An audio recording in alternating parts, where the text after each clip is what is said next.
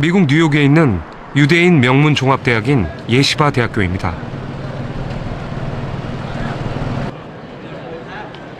이곳에서 우린 놀라운 광경을 볼 수 있습니다.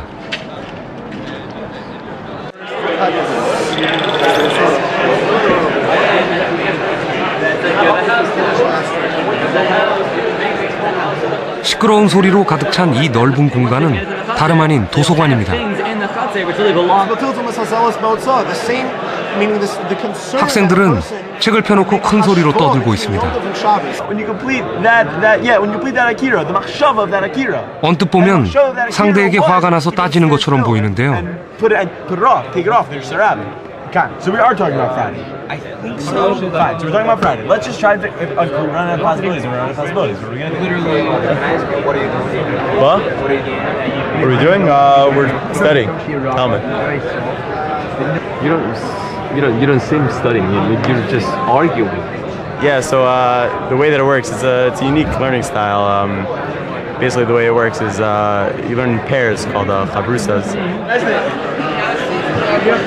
학생들은 지금 하브루타 중입니다. Well, traditionally in the Talmud it means having a study partner. The idea is you learn better that way than if you just learn by yourself.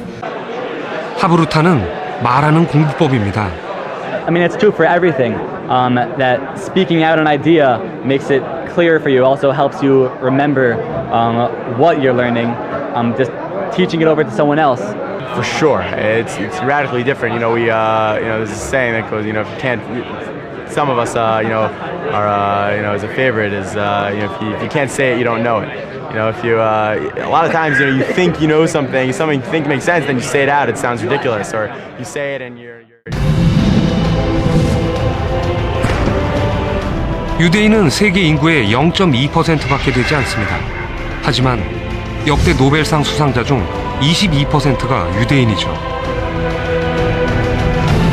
2013년에는 12명의 노벨상 수상자 중 절반이 유대인이었습니다.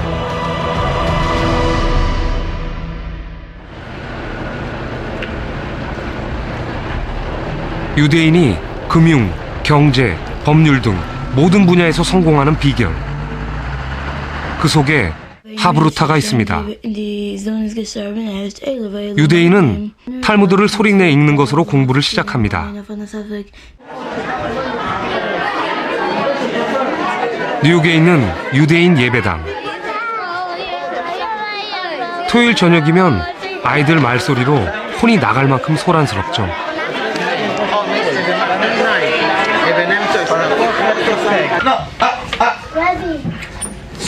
교실도 마찬가지입니다. 짝을 지어 큰 소리로 책을 읽습니다. 모두 하브루타를 몸에 익히는 과정입니다. I don't think this is only good for Jewish people. I think everyone can learn from it.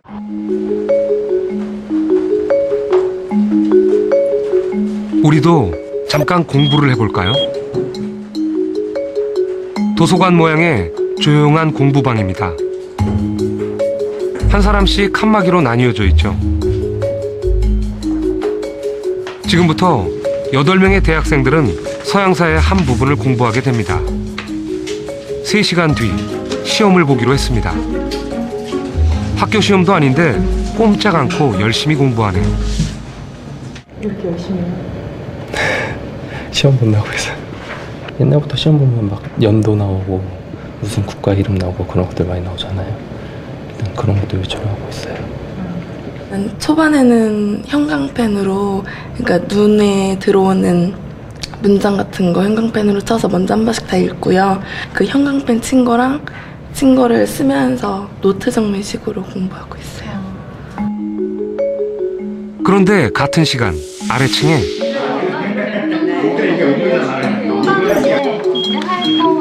또 하나의 공부방이 있습니다. 말하는 공부방입니다. 이 방에서는 혼자 공부해서는 안 됩니다.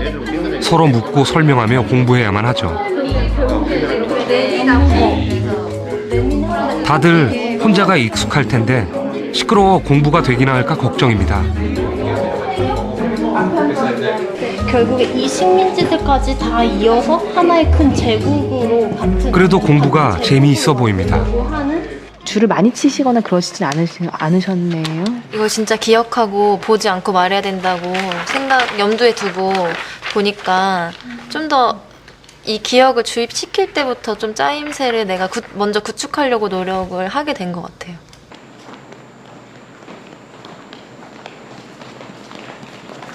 세 시간 뒤 조용한 공부방과 말하는 공부방 학생들이 모두 시험장에 들어섭니다.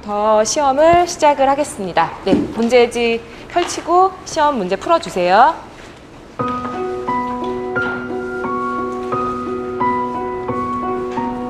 시험 문제는 빈칸을 채우는 단답형 5문제와 수능형 유추문제 5개, 그리고 서술형 5문제입니다. 대학 수학능력 시험 검토위원이 문제를 출제했고 채점을 하게 됩니다. 시험 시간은 1시간입니다. 조용한 공부방 학생들입니다. 잘 풀고 있을까요?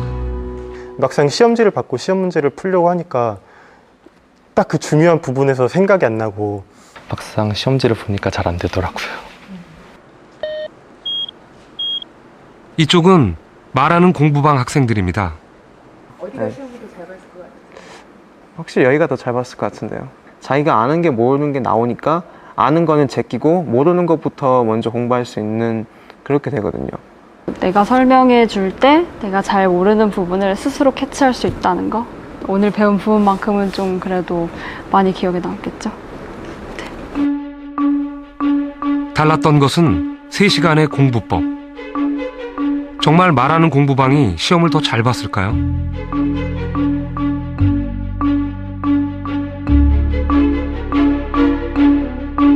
결과는 놀라웠습니다. 단답형 점수가 말하는 공부방이 2배나 높습니다.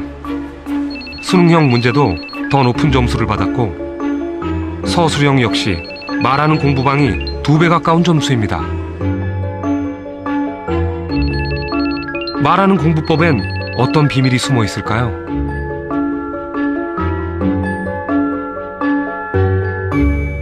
아마 처음 이런 장면을 보신 분들께서는 많이 놀라셨을 거예요. 그런데 이게 심리학자들의 눈으로 보기에는 그다지 놀라운 결과가 아닙니다. 이른바 메타인지라고 하는 것이 있습니다. 우리가 일반적으로 하는 생각들, 이런 걸 인지라고 부릅니다. 그런데 이 인지를 바라보고 있는 또 다른 눈이 있습니다. 이걸 메타인지라고 하죠. 나의 사고 능력을 객관적으로 바라보는 또 하나의 눈, 메타인지. 메타인지는 내가 아는 것과 안다고 착각하는 것을 파악하는 능력입니다. 나 자신을 아는 거죠. 그렇다면 어떻게 하면 메타인지를 상승시킬 수 있을까? 바로 이 설명에 그 해답이 있습니다. 설명을 해보면 내가 아는 것과 모르는 것의 구분이 명확해지고, 그리고 내가 알고 있는 지식들이 인과관계, 즉 원인과 결과의 관계를 그리면서 정리가 됩니다. 뭔가를 말로 설명해보면 압니다. 듣기만 하며 지식을 집어넣는 것과는 달리 말로 설명하면 내가 아는 것과 모르는 것, 필요한 것과 필요 없는 것이 생각으로 정리되는 걸 느끼죠. 메타인지가 작동하기 때문입니다.